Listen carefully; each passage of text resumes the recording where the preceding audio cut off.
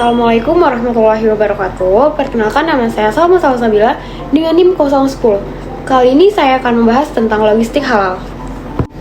Oke, kali ini pembahasannya ada 6 pokok dasar. Yang pertama ada logistik halal, yang kedua ada logistik halal perspektif hukum positif, yang ketiga ada logistik halal perspektif Islam, dan yang keempat ada perusahaan logistik, yang kelima ada value chain logistik halal, dan yang terakhir ada tantangan dan peluang. Oke, yang pertama, logistik halal itu apa sih? Jadi, Jafar mendefinisikan secara umum logistik halal sebagai penerapan prinsip-prinsip halal thayyiban sepanjang kegiatan supply chain. Semua kegiatan mulai dari pasokan, sumber, penyimpanan, transportasi, manufaktur, penanganan, dan distribusi harus mematuhi konsep halal thayyiban. Oke, adapun tujuan dari logistik halal itu yaitu untuk menjamin kehalalan produk sepanjang aliran dalam supply chain. Nah, selanjutnya ada manfaat dari logistik halal. Salah satu manfaat dari logistik halal adalah keberhasilan suatu industri halal, bahwa keberhasilan industri halal bergantung pada kemampuan manajemen pelayanan logistik dan menjamin integritas produk halal. Kemudian ada faktor-faktor yang mempengaruhi logistik halal. Yang pertama, sertifikasi. Yang kedua, standar halal. Yang ketiga, halal traceability. Yang keempat, halal designated asset. Dan yang kelima, kepercayaan di antara para anggota supply chain. Dan yang terakhir, komitmen para anggota supply chain. Oke, selanjutnya ada industri logistik perspektif hukum positif, di mana payung hukum dari logistik halal itu sendiri adalah Undang-Undang Nomor 33 Tahun 2014 tentang Jaminan Produk Halal atau JPH. Di dalam itu terdapat 3 pasal. Adapun pasal yang pertama yaitu pasal 1, produk halal adalah produk yang telah dinyatakan halal sesuai dengan syariat Islam.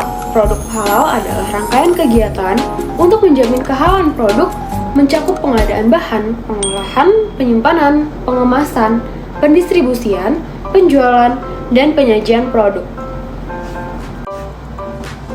Kemudian yang kedua ada pasal 4, di mana produk yang masuk, beredar, dan diperdagangkan di wilayah Indonesia wajib bersertifikat halal.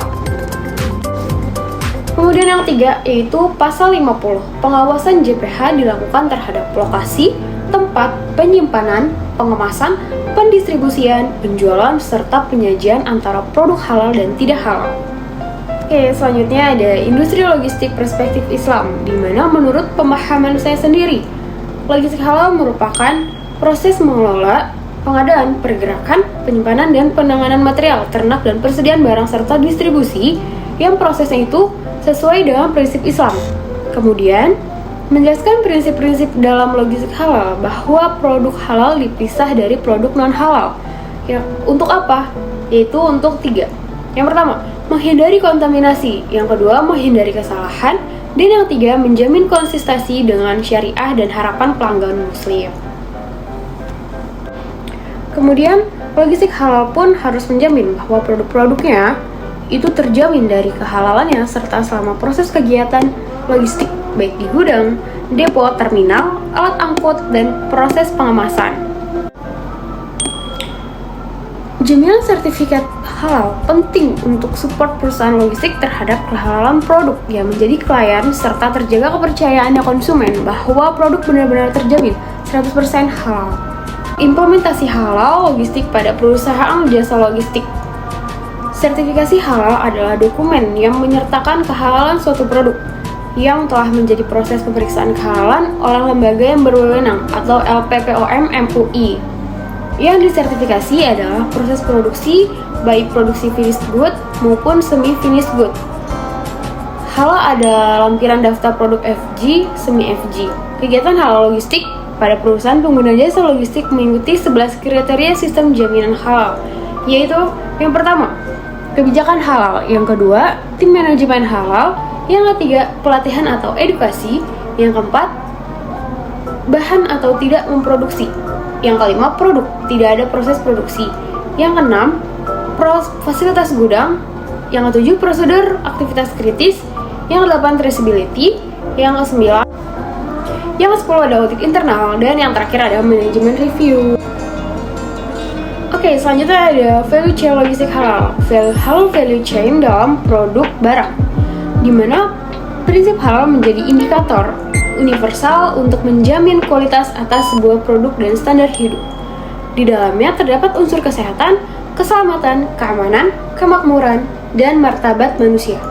Konsumsi produk halal tidak hanya berlaku untuk makanan saja, namun meliputi sejumlah bidang seperti keuangan dan perbankan, peternakan, fashion, kosmetik, obat-obatan, wisata, juga rumah sakit. Semakin banyaknya ragam produk konsumsi dalam industri halal menunjukkan bahwa gaya hidup halal semakin berkembang di kalangan saat ini. Kemudian harus mampu dilayani oleh sektor industri halal dengan baik, yaitu dengan menjaga kualitas rantai halal, proses produksi sampai dengan konsumen mendapat produk, semuanya harus terjamin kehalalannya. Oke, selanjutnya ada value chain logistik halal. Halal value chain dalam produksi barang. Prinsip halal menjadi indikator universal untuk jaminan kualitas atas sebuah produk dan standar hidup. Di dalamnya terdapat unsur kesehatan, keselamatan, keamanan, kemakmuran, dan martabat manusia.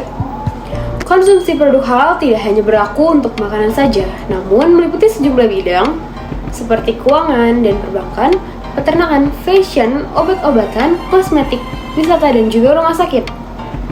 Kosmetik, semakin banyak ragam produk konsumsi dalam industri halal, menunjukkan gaya hidup halal semakin diminati oleh semua kalangan pada saat ini. Perubahan dan perkembangan gaya hidup halal ini harus mampu dilayani oleh sektor di industri halal dengan baik, yaitu dengan kepastian bahan baku, pasokan, hingga bahan-bahan sumber chain dalam produk jasa. Industri halal tidak hanya menghasilkan produk berupa barang, namun juga berupa jasa. Di bidang jasa, sektor halal yang berkembang saat ini diantaranya adalah lembaga keuangan syariah, perbankan syariah, finance teknologi atau vintage, juga wisata halal, selayaknya dalam produk barang halal. Produk industri halal dalam bentuk jasa pun memiliki ketentuan syariat Islam. Koperasi adalah salah satu bentuk dari lembaga keuangan non-depository, tidak terkecuali koperasi syariah. Dalam usahanya, koperasi syariah melandaskan pada nilai-nilai Islam dengan keanggotaan yang berasal dari kelola diperuntukkan untuk kemakmuran dan kesejahteraan anggotanya. Pengembangan industri logistik halal, di mana tantangan yang dihadapi oleh logistik halal saat ini adalah praktik industri halal Indonesia yang masih berkutat pada sertifikasi halal produk. Kenapa? Karena belum pada pergerakan produk. Selain itu, minimum regulasi pemerintah dapat menjadi dasar bagi sektor logistik untuk berperan lebih besar dalam rantai pasokan produksi halal. Payung hukum pun logistik halal masih bertumpu pada UU JPH yang juga belum diungkapkan sebagai peraturan pemerintah. Namun juga dapat dipungkiri bahwa keberadaan UU JPH telah membawa dampak besar yang kondusif bagi terciptanya ekosistem industri halal. Tantangan selanjutnya adalah pengembangan produk halal di Indonesia, mulai dari pengadaan, pengemasan, pergudangan, pengangkutan, dan distribusi bahan baku yang belum dilakukan dalam sistem tata cara, proses, dan pemantauan perdagangan. Sertifikasi produk halal ini belum terintegrasi antara MUI dan atau Badan Penyelenggara Jaminan Produk Halal atau BPJH selaku penerbit sertifikasi produk halal dengan kementerian dan lembaga transportasi. Terakhir, masih sangat sedikit penyedia layanan logistik halal yang menawarkan layanan logistik halal yang terstandarisasi dan bersertifikat. Perkembangan logistik halal di Indonesia ini perlu didorong dan diarahkan pada pengelolaan logistik halal dalam sistem manajemen rantai pasokan yang terintegrasi. Cetak biru pengembangan logistik halal di Indonesia perlu dirumuskan sebagai master plan pengembangan logistik halal di Indonesia. Konsep rantai pasok industri produk halal di Indonesia sangat membutuhkan cetak biru. Oleh karena itu, jika pemerintah memiliki bagian sertifikasi yang transparan dan jelas, diskusi tentang penerapan rantai pasokan halal akan ideal. Nah, jadi dapat disimpulkan nih, di Indonesia itu masih susah dalam mengajukan sertifikasi halal. Kenapa? Karena itu tadi yang sudah dijelaskan bahwa untuk mencapai sertifikasi halal itu syaratnya mungkin bisa dibilang banyak ya dan susah juga. Jadi itu yang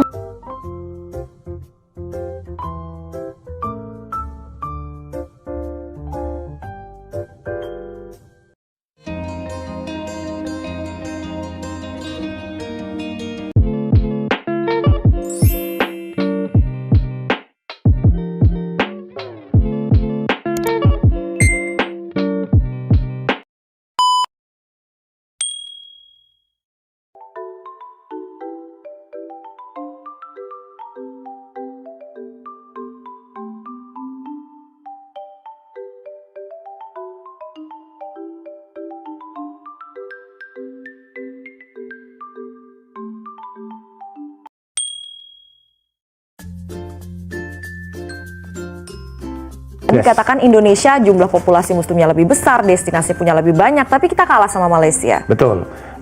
Pertama memang kita itu selalu memperdebatkan yang sebetulnya nggak terlalu perlu ya. Jadi kita sebutkan wisata halal itu apa sebetulnya? Wisata halal itu secara sederhana, dan ini bisa dikonfirmasikan juga, bahkan ini saya juga dapat tambahan penguatan dari Pak Wapres kita, Pak Kiai Haji Ma'ruf Amin, bahwa wisata halal itu adalah satu wisata bagi kaum muslimin yang akan pergi berpelancong menuju satu destinasi, ya kan? Ini.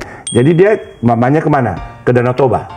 Nah, wisatawan muslim ini ya, dia memerlukan extended services, pelayanan tambahan. Kenapa? Di tempat kunjungan wisata itu, di Toba itu, boleh nggak dia sholat? Kan harusnya bisa. Boleh nggak dia dapat makanan yang halal? Maksudnya boleh.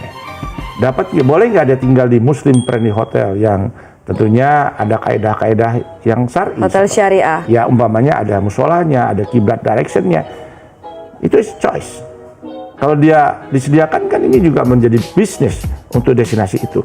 Jadi jangan Tobanya yang dihalalkan, atau kalau kita ke Borobudur yang dihalal, tidak.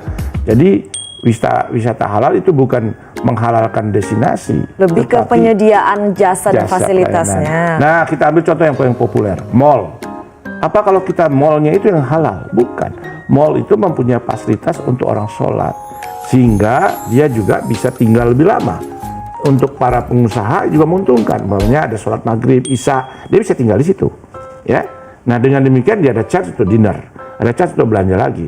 Kan ini jadi ada win-win solution juga buat si pembelanja, dia banyak dapat fasilitas itu. Nah, ini sudah menjadi worldwide semacam bukan konsensus, acceptable. Kenapa? Kemarin Jepang itu sudah banyak fasilitas untuk orang Muslim berwisata di sana. Ada bahkan dia menyediakan mobile masjid atau musola. Di Korea dia sudah ada 200 yang namanya restoran halal. Bahkan apalagi di Singapura sudah ada food court halal. Di Malaysia sudah ada jalan yang dedicated untuk orang-orang Timur Tengah yang biasa tidur sampai subuh. Nah, mereka dikasih satu jalan terbuka sampai subuh, karena mereka start habis sembahyang isya sampai subuh berkeliaran, artinya belanja, menikmati hidup, karena negaranya kan panas. Nah, ini bukan Arabisasi, ini adalah fasilitasi, memberikan kesempatan buat itu.